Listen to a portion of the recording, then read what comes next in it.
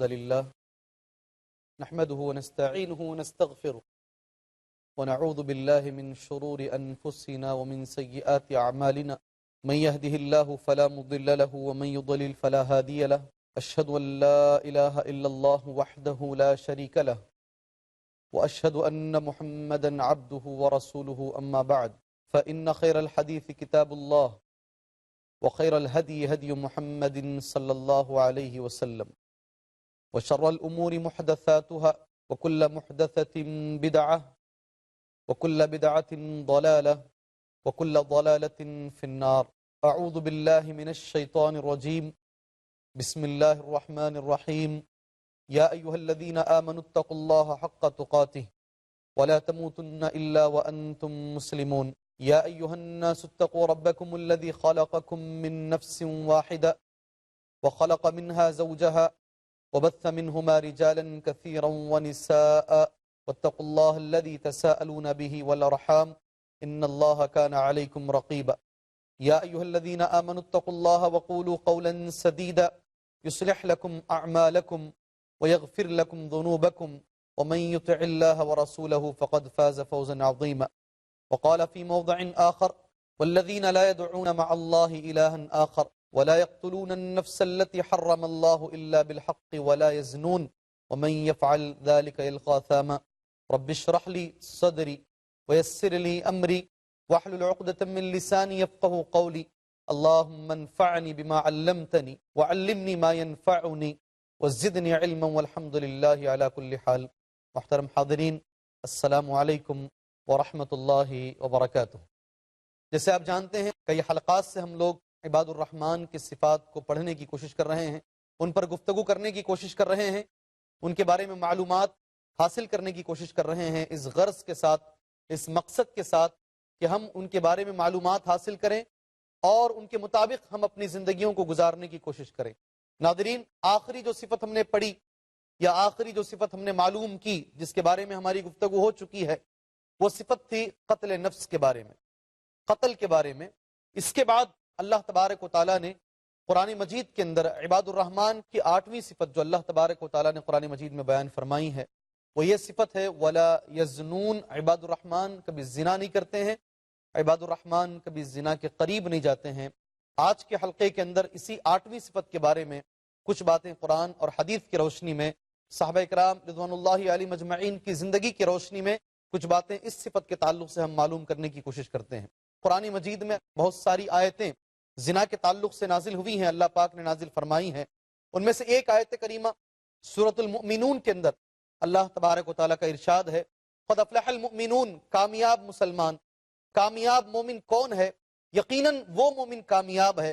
اللہ تبارک و تعالیٰ نے 18ویں پارے کے شروع میں اللہ تبارک و تعالیٰ نے ان آیتوں کو بیان فرمایا، وہی مومن کامیاب ہیں۔ قد افلح المؤمنون الذین هم فی صلاتهم خاشعون، جن کی نمازوں کے اندر خشوع ہوتا ہے، جن کی نمازوں کے اندر خضوع ہوتا ہے، نماز ڈر کر کے پڑھتے ہیں۔ الذین هم فی صلاتهم خاشعون، ان صفات کو بیان کرتے ہوئے تقریباً 10 صفتیں اللہ نے وہاں بیان فرمائی ہیں۔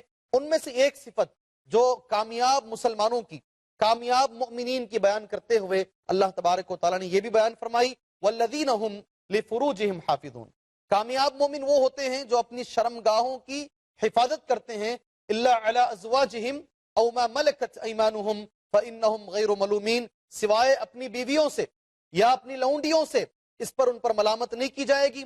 فمن ابتغى وراء ذلك فاولئک هم العادون، جو ان کے علاوہ اور طریقوں سے اپنی ضرورت کو پوری کرنا چاہتے ہیں، یقیناً وہی لوگ سرکشی کرنے والے ہیں، حد سے گزرنے والے ہیں۔ قرآن مجید میں ان آیتوں کے اندر اللہ رب الجلال نے ناظرین ایک لفظ فرمایا، والذین هم لفروجہم حافظون، اللہ کے کامیاب بندے وہ ہیں، عباد الرحمن میں تو ہے، ساتھ میں دوسری جگہ بھی اللہ تبارک و تعالیٰ نے اسی صفت کو بیان فرمایا ہے، جو اپنی شرمگاہوں کی حفاظت کرتے ہیں۔ تیسری جگہ پر اللہ تبارک و تعالیٰ نے سورہ بنی اسرائیل کے اندر یوں اللہ پاک نے ارشاد فرمایا، وَلَا تَقْرَبُوا الزِّنَا إِنَّهُ كَانَ فَاحِشًا وَسَاءَ سَبِيلًا، قربان جائے اللہ سبحانہ و تعالیٰ کے اس فرمان پر، کبھی زنا کے قریب نہیں جانا، زنا نہیں کرنا نہیں ہے۔ قرآن مجید کہتا ہے بہت سارے گناہوں کے بارے میں قتل نہیں کرنا، شرک نہیں کرنا، بدعت نہیں کرنا، یہ گناہوں کے بارے میں ڈائریکٹ نہیں کرنے کا لفظ ہے، لیکن جب زنا کا لفظ آتا ہے ناظرین کرام قرآن کہتا ہے اس کے قریب بھی نہیں جانا. وَلَا تَقْرَبُوا الزِّنَا إِنَّهُ كَانَ فَاحِشًا، اس لیے کہ وہ گناہ ایک ایسا گناہ ہے جو گناہ بھی ہے اور ساتھ میں بے حیائی بھی ہے. ایسا گناہ بھی ہے اور ساتھ میں اللہ تبارک و تعالیٰ نے جہاں بھی زنا کا ذکر کیا ہے، زنا کے ساتھ فاحش کا بھی لفظ اللہ پاک نے ذکر کیا. وہ زنا ایک گناہ ہے بذات خود اور بے حیائی والا گناہ ہے. ناظرین آپ سوچ سکتے ہیں گناہ میں بے حیائی بھی ساتھ میں شامل ہو جائے وہ کتنا عظیم گناہ ہو سکتا ہے. اور اللہ پاک نے ایک لفظ استعمال فرمایا قرآن مجید کا، وَالسَّاءَ سَبِيلًا، یہ اچھا راستہ نہیں ہے، یہ بہت برا راستہ ہے زندگی گزارنے کا، یہ بدترین راستہ ہے زندگی گزارنے کا. زندگی گزارنے کے راستے الگ ہیں. اگر کوئی زنا کو زندگی گزارنے کا راستہ اپنا لیتا ہے تو وہ راستہ اچھا نہیں ہے. قرآن مجید میں اللہ تبارک و تعالیٰ نے کچھ الفاظ زنا کے بارے میں استعمال کیے ہیں. چلیے ہم آج اس موضوع پر گفتگو کرتے ہیں. زنا ہے کیا؟ زنا کس کو بولتے ہیں؟ زنا کس چیز کا نام ہے؟ علماء اکرام نے اس کی تعریف یوں بیان فرمائی ہے، بالخصوص محمد بن صالح العثیمین رحمت اللہ علیہ جو دنیا کے مانے ہوئے ایک عالم ہیں، وہ زنا کی تعریف اس طریقے سے کرتے ہیں، الزنا وطء الفرج الحرام، وطء الفرج الحرام، حرام فرج کا استعمال کرنا. پھر اس کی مثال دیتے ہیں، فمن جامع مع امرأة بغیر عقد نکاح صحیح او ملک یمین صحیح فہذا هو الزنا. کہتے ہیں ایک آدمی کسی عورت سے مجامعت کرے بغیر نکاح کے، فمن جامع مع امرأة بغیر عقد نکاح صحیح، یا پھر او ملک صحیح، یا پھر اس کی ملکیت کے اندر نہیں ہے، وہ اس کی غلام نہیں ہے، جو آج کل غلامی کا سسٹم بھی نہیں ہے. اللہ کے رسول کے زمانے میں تھا، اللہ پاک چاہے تو آئندہ کبھی آ سکتا ہے، لیکن آج وہ سسٹم بھی نہیں ہے. بغیر نکاح کے اگر کوئی آدمی کسی عورت کے ساتھ مجامعت کرتا ہے فہذا هو الزنا، اس کو زنا کہتے ہیں، جو بہت بڑا گناہ ہے، بہت عظیم گناہ ہے. اللہ کے رسول صلی اللہ علیہ وسلم نے اس گناہ کے بارے میں نے صرف قرآن مجید کی روشنی میں کچھ باتیں بیان کی. اب احادیث کی روشنی میں نبی کریم صلی اللہ علیہ وسلم نے زنا کے تعلق سے کیا فرمایا ہے، کچھ احادیث میں آپ بھائیوں کے سامنے پیش کرنا مناسب سمجھتا ہوں. پہلی حدیث ہے، اللہ کے نبی کا لفظ ہے، جب آدمی زنا کرتا ہے ایمان اس کے اندر ہوتا ہی نہیں، ایمان کو اللہ تبارک و تعالیٰ اس کے اندر سے کھینچ کے نکال لیتا ہے، اور جب وہ توبہ کرتا ہے تو دوبارہ اللہ تبارک و تعالیٰ اس کے اندر ایمان داخل کرتا ہے، ایمان اس کے اندر سے نکال لیتا. حدیث ہے عن ابی ہریرہ رضی اللہ عنہ ان رسول اللہ صلی اللہ علیہ وسلم قال، حضرت ابو ہریرہ کہتے ہیں نبی کریم صلی اللہ علیہ وسلم نے فرمایا، صحیح بخاری کی حدیث ہے، قال لا یزنی الزانی حین یزنی وہو مؤمن، کوئی زنا کرنے والا جب زنا کرتا ہے تو وہ مومن نہیں ہوتا. کوئی زنا کرنے والا، ایک حدیث میں تو نبی نے یہاں تک فرمایا ان انگلیوں میں انگلیاں ڈالی اور ایسے نکال کے سمجھایا، جیسے یہ انگلیاں باہر نکل رہی ہیں ویسے ایمان اس آدمی کے سر سے باہر نکل جاتا ہے، وہ مومن باقی نہیں رہتا جس وقت وہ زنا کر رہا ہے.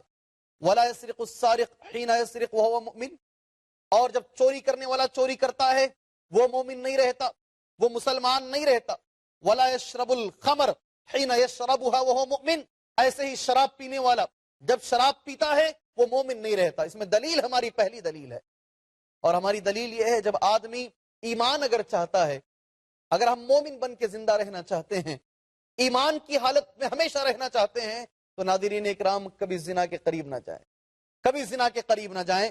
دوسری حدیث اللہ کے رسول صلی اللہ علیہ وسلم نے بڑی بہترین بات فرمائی، جس بات کا ڈر اللہ کے رسول صلی اللہ علیہ وسلم کو لگا ہوا تھا، آج بہت بڑی عدد، بہت بڑی تعداد، ایک بڑی میجورٹی اسی خوف جو اللہ کے نبی کو لگا ہوا تھا اسی میں لگی ہوئی ہے، اسی میں لگی ہوئی ہے. روزی روٹی زنا کی ہے، رہنا سہنا زنا کا ہے، زندگیاں زنا میں گزر رہی ہیں. اللہ تبارک و تعالیٰ رحم فرمایا ایسی امت پر، اللہ کرم فرمایا ایسی امت پر.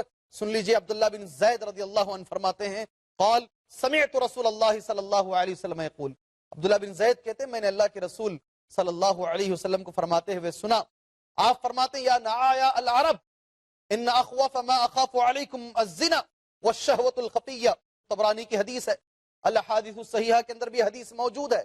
اللہ کے نبی فرماتے ہیں مجھے سب سے زیادہ ڈر تمہارے لوگوں پر اگر کسی چیز کا ہے وہ زنا کا ہے.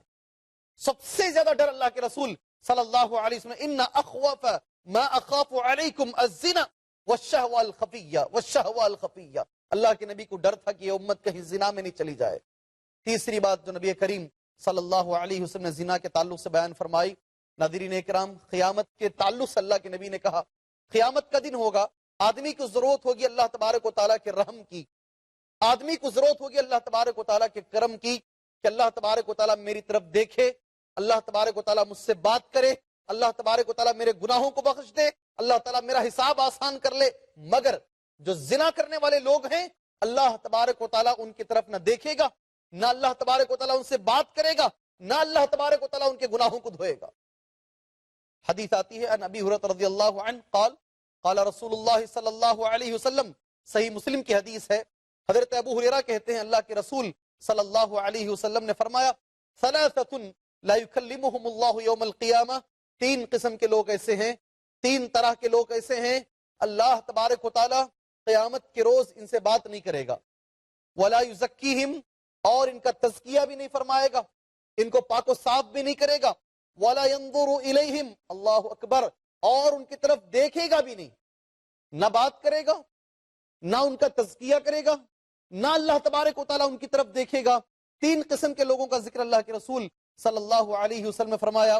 اللہ کے نبی وَلَهُمْ عَذَابٌ عَلِيمٌ، اور ایک چیز ان لوگوں کے لیے نبی نے فرمائی، ان کے لیے دردناک عذاب بھی ہوگا۔ کون ہے؟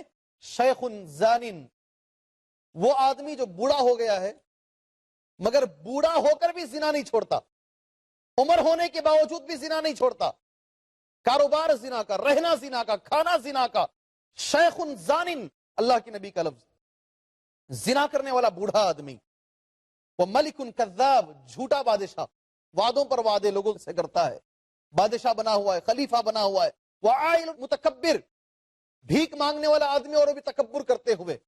اللہ تبارک و تعالیٰ کو یہ چیزیں پسند نہیں ہیں۔ اللہ کو ناظرین اکرام، انشاءاللہ تبارک و تعالیٰ زنا کے تعلق سے اور جو معلومات ہیں اور قرآن اور حدیث کی روشنی میں اس وقفے کے بعد آپ کے سامنے بیان کروں گا۔ اللہ سے دعا ہے اللہ تبارک و تعالیٰ مجھے اور آپ کو اس سنگین جرم سے بچا کر کے رکھے، آمین۔ وصلی اللہ علی النبی الکریم۔ السلام علیکم ورحمۃ اللہ وبرکاتہ۔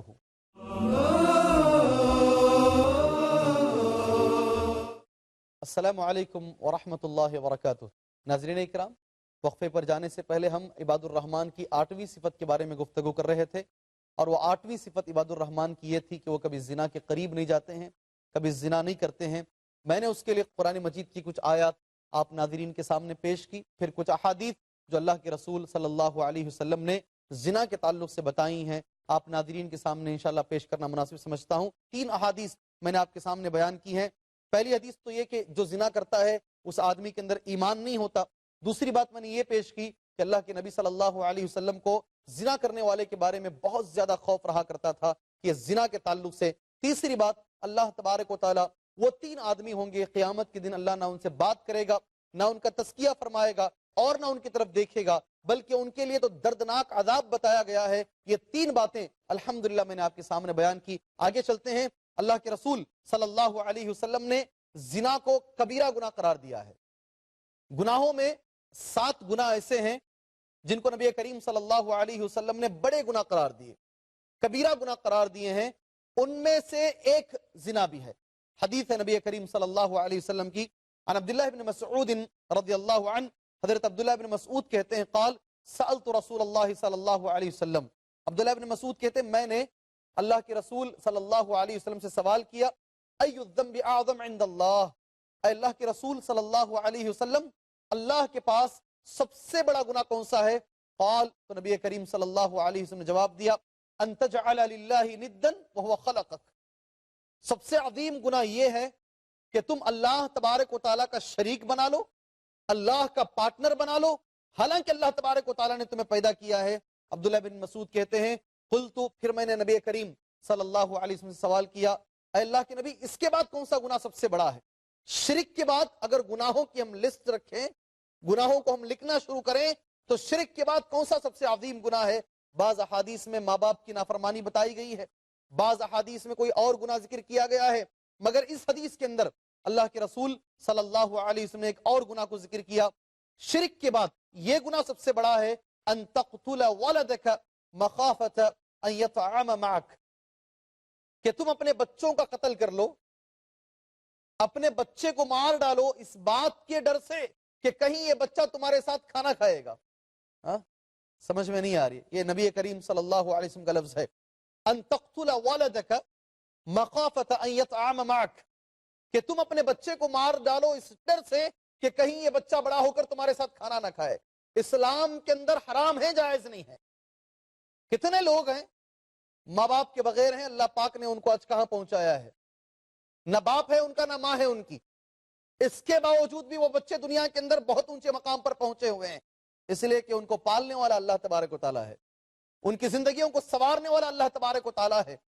کتنے یتیم لڑکے ہیں جن کے سر کے اوپر باپ کا سایہ نہیں ہے، باوجود اس کے الحمدللہ دنیا کے اندر نام کمائے ہوئے ہیں بچے ہیں وہ. ہم کون ہوتے ہیں کسی کو پالنے والے؟